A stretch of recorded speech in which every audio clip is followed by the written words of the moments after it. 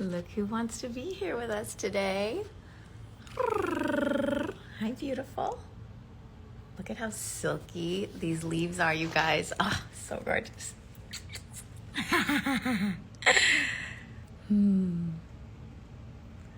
There are women in my spheres right now who are answering the calls to do some really ballsy, esoteric work, tuning in with ley lines, dragon lines, traveling to apply mudras, to be with their codes in certain spaces on the planet. And I'm on here less to talk about them, but to be inspired by the work and to acknowledge that you get to be held and supported as you do what's hard. And one woman I actually reached out to recently and extended the shelter of the leader's circle to her because I was guided to, because this is a very grounding space, because as you step forward to answer your callings, it requires courage. We are looking very weird to a lot of people, to our families, to our partners, right? This isn't easy work right now because it isn't common knowledge yet. And yet, so many of us are about it and know that we, I really want to bring awareness to the speech, that we are speaking new realities into form.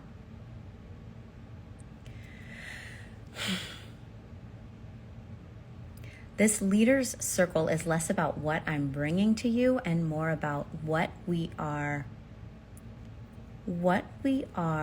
able to do because of spaces like this.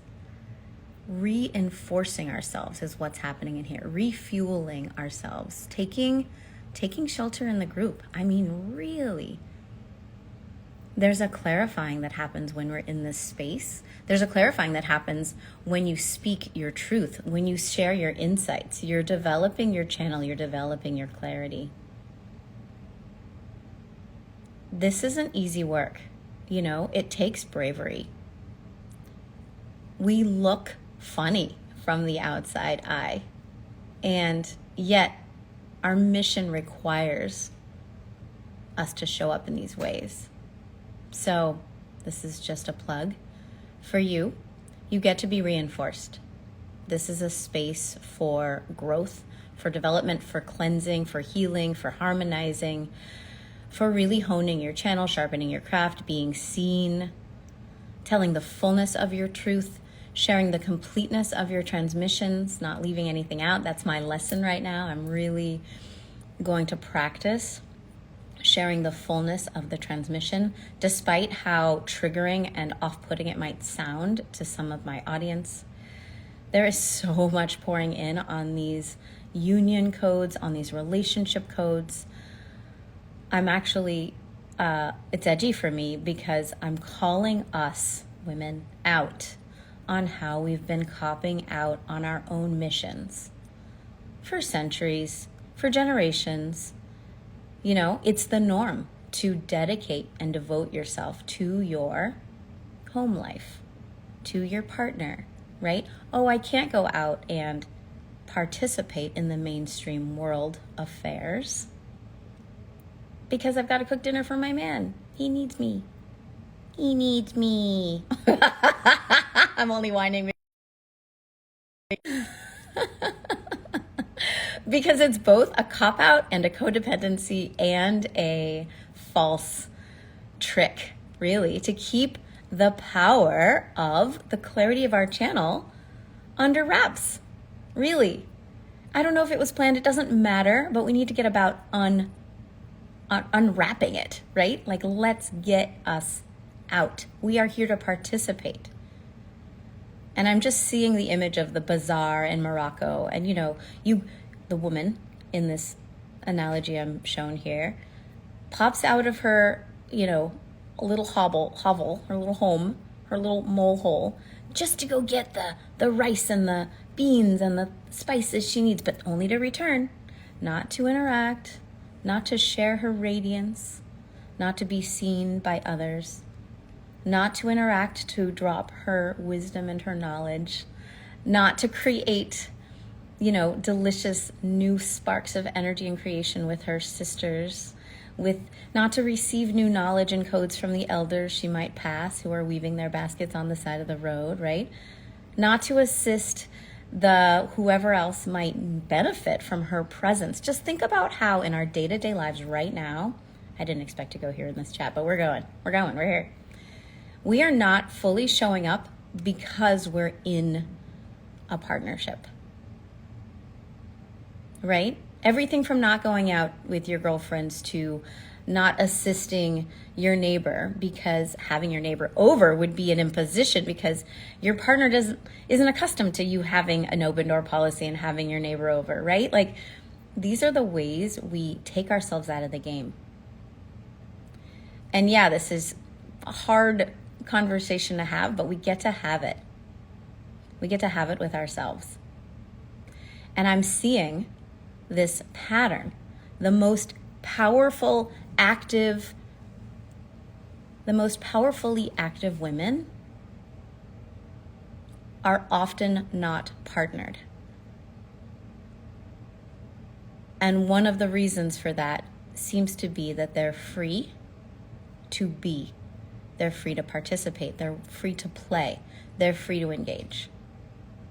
Of course, there are so many other reasons and, associations and non-causal, whatever connections we can make. Let's save them. Let's talk about them, whatever you want. But I think it's really valuable to notice how we've bound ourselves and how we can choose to free ourselves up. And if you're wondering where you might be bound, just focus on where you want to be more free. Where are you feeling desire? Where are you feeling a curiosity, a hunger, a hope, or a wish? Gosh, it would be really great if I could just get out of town for a little while, right, by myself. There's magic in doing that. Take that little retreat. Do it. You're here to participate. And in response, you get to feel how freaking loved you are and how freaking amazing you are and what your contribution is and what a blessing your presence is, right? Don't you want to feel that? Don't you love feeling that? It goes both ways. Women have been taken out of the game, possibly for a reason. Right? Marry her up when she's 13 so she's out of the game before she steps into her power and starts to channel new codes and speak truths that require our awareness, because once you hear something, you can't unhear it, right? Think on that. Think on that. I think there's a reason so many young people in Asia right now don't want to have children, don't want to be yoked in these conventional partnerships, right? They're retaining their freedom. There's so much richness in the open-hearted availability, that's a big word, availability that comes in being not yoked, whatever that means for you. So joblessness is a form of freedom. Partnerlessness is a form of freedom, where you are without the obligatory role and you're able to engage with openness. It's like anything's possible, right? There's a freedom and a power to that. There's a potential to that. It's really powerful. I'm going to end this here. Wish you well. Checking the chat. Love you all. More soon.